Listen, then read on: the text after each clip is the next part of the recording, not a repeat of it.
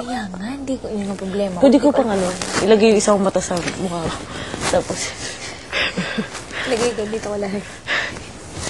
Hindi ko nga alam paano ko siya tititigan. Hindi ako sanay mapagtitigan sa mata. Alam mo, pag titingin ako na ganyan, isang part yung titingnan ko, pero hindi sa mata. Sorry. Sorry. Sungit.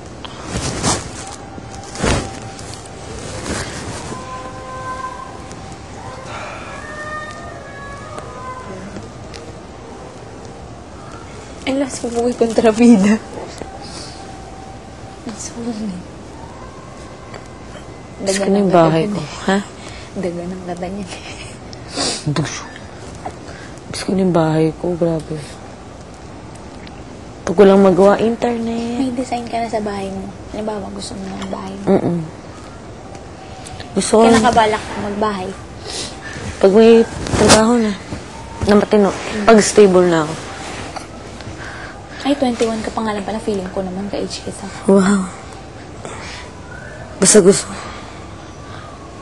gusto ko maliit lang. Sakto lang, pero super ganda. Modern. Ayoko din na masyado malaking bahay. Pero malaki takot ako sa mumu. Ako Tapos gusto ko plain lang yung kulay. Basta, malinis na kulay, yung parang laging maganda tingnan. Gusto ko ipapagawa ko yung ko, pa-interior ko kasi gusto ko maganda yung ayos. Basta yung aking pang bachelorettes. Yeah. Bachelorette. Bachelorette. Para pwede tayo, ay, punta ka sa pad ko. Ay, ganun. Pero okay din sa akin yung may kasama. Yung 2, 3. Pero gusto ko puro babae. Naman. Wala kuya, ang liit kasi. Yung sinabi ko sa'yo, yung binabayaran ko sa kanila. Liit Ako lang yun Tayo 2, tara. Nga. Oo nga. Ang saya. Sarap. Sarap mangarap. Pangarap. Nakapunta ka na ba ng Wait. Ay, wala. Hindi ka pala. Kasi nagkaroon ako ng exhibit dito. Noong October. Sa Makati. Paseo de Rojas. Paseo Center. Ang pasayo. May exhibit kami doon. Sayang. Hindi ko mapakita. So, may dinisan kami, kami, nung kaibigan ko, condo unit. Sa, Greenbelt. Tapos, ngayon, hinihintay ko yung project ko sa, Serendra. Hello? Tutulog ka? Pahiga mo na. Sabihin mo lang pag alis ako. Kasama tulog ako. Ang buwisit. Bora. Parang nilalamig ako, hindi ko maintindihan. Ano ba yan? Init-init. Pinapawisan yung kamay ko. Pero yung trabaho ko, lang muna. Furniture designer.